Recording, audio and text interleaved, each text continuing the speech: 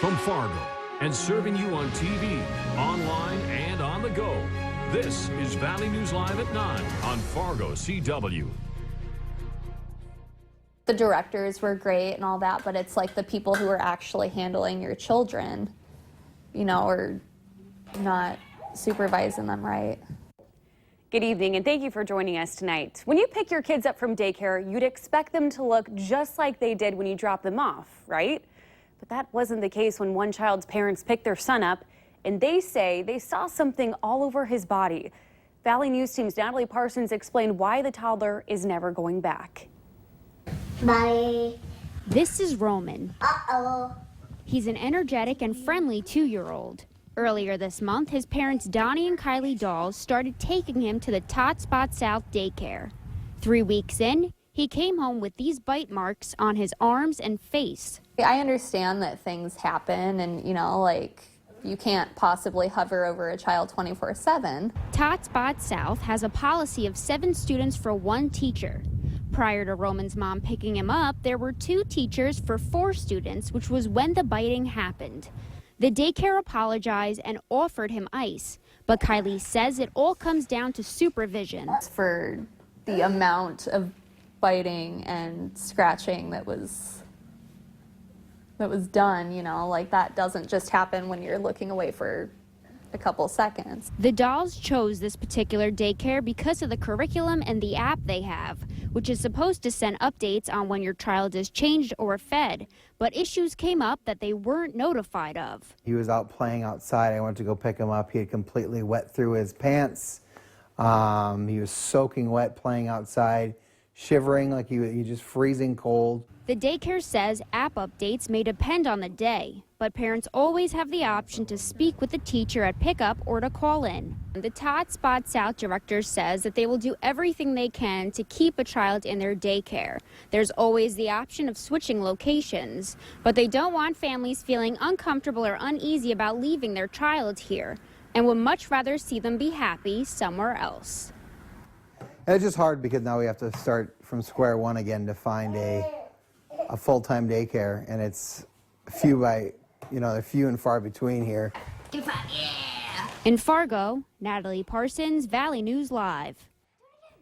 We spoke with Cass County Social Services, who says every daycare has a biter, but if it persists, it's time for an intervention. Tot Spot South Daycare did not violate any daycare rule or law in this incident. Stick with us later on Valley News Live at 9. We've got some more information to tell you about on the Dakota Access Pipeline protest, why conflict with a new protest camp is clashing with law enforcement. And one Fargo homeowner has a message to the vandals that took his campaign signs. That's straight ahead. But first, we're going to move on to some gray skies. And now, Justin, it's looking like an awfully chilly night. Well, what I feel like is a chilly night.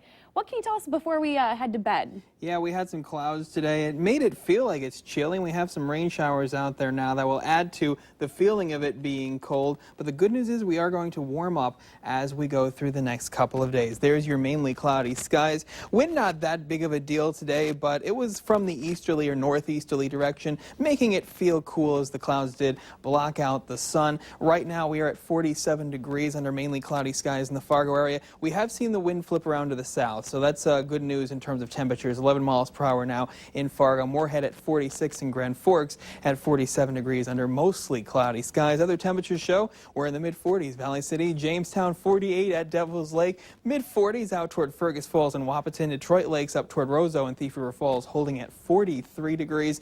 Wind in every one of our locations is from the south, mainly between 5 and 15 miles per hour in all the places. We are seeing mainly cloudy skies across the region. A few passing sprinkles just to the south of Roseau and Baudette approaching the Bemidji area, and we are tracking some rain showers out toward Jamestown and points off to the south and to the west. You might see a few sprinkles as this system moves off to the south. It's the remnants of this low pressure system working its way away from us. We had that northerly flow today, but high pressure is working its way in.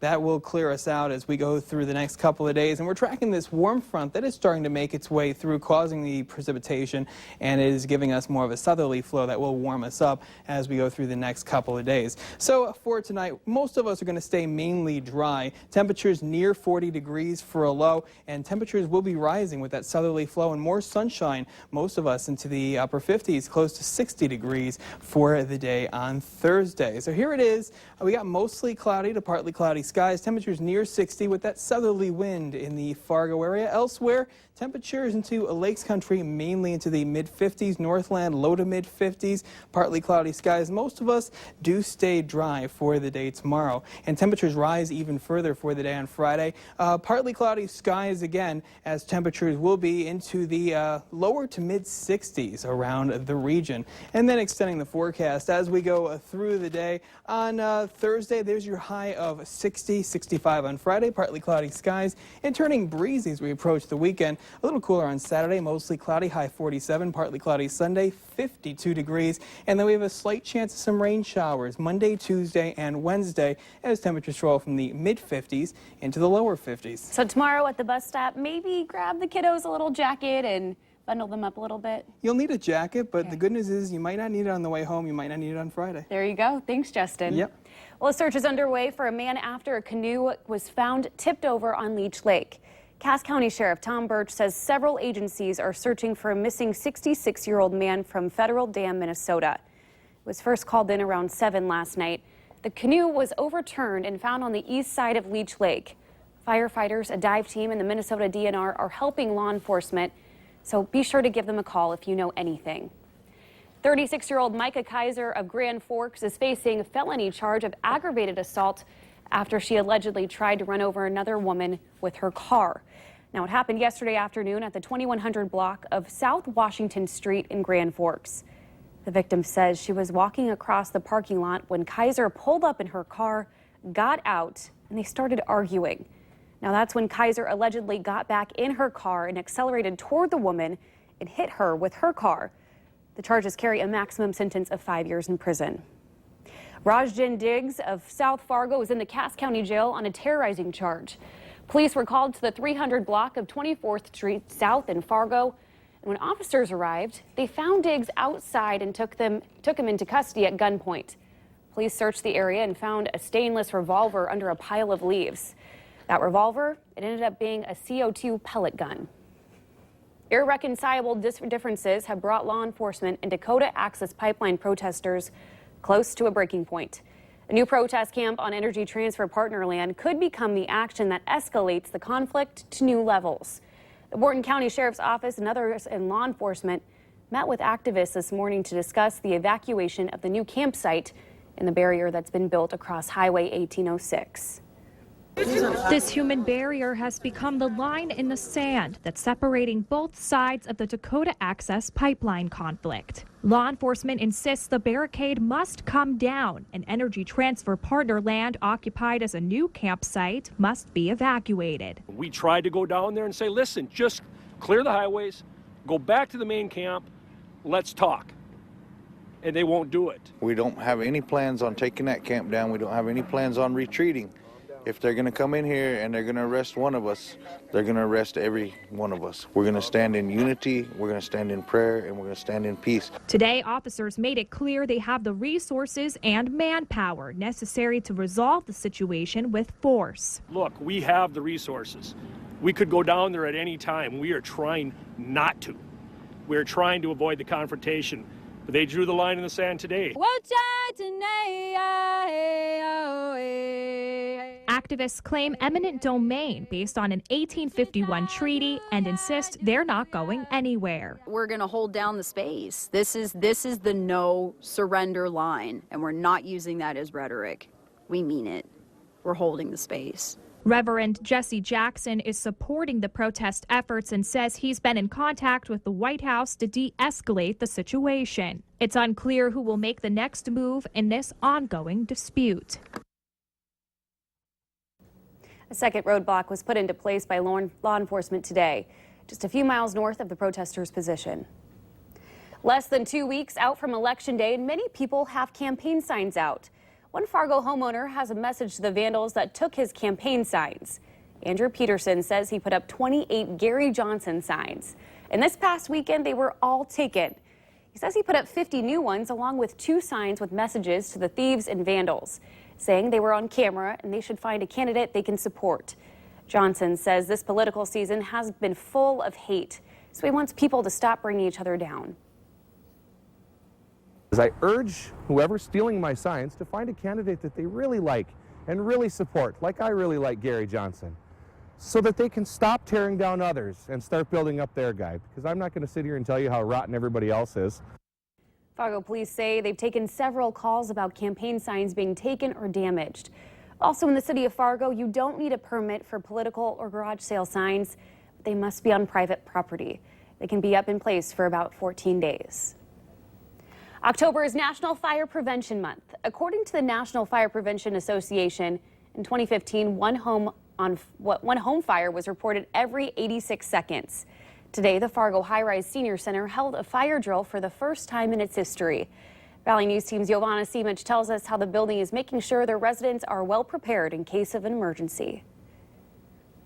Brenda Sando has been living on the top floor of the Fargo high-rise for 7 years. She says knowing what to do in a fire is necessary when living in the 45-year-old building. I think it was the first year that I lived here. I learned that you go down the stairwell and in any kind of an emergency like that. So those are little things that are really huge for your safety and your well-being. And the residents of the building learned an important lesson about how to get out during a fire. Not everybody always hears the alarm. If there was a fire in the whole building, then the whole building would sound off. The Fargo Fire Department says not all buildings in the city are required to do a yearly drill. Since residents in the building are senior citizens and people with disabilities, the Fargo Housing Authority thought this drill was necessary. This is a high-risk building, so it's one that we have a lot of responses to. Not only does the drill help residents get out quickly, but it helps the fire department. Anytime we're dealing with a high-rise structure, it takes a lot more manpower. When we have an event, the elevators end up shutting down, and we end up having to take the stairs up. But no matter where you live, the fire department wants you to remember. If there are alarms going off, we want people to get outside and stay outside. That's the best thing they can do for themselves. In Fargo, Giovanna Simic, Valley News Live. The Fargo Fire Department says if you can't get out of your home in time during a fire, be sure to close the doors between you and the fire. And of course, call 911. Still ahead tonight, how one local community is coming together to support a woman battling stage 4 breast cancer.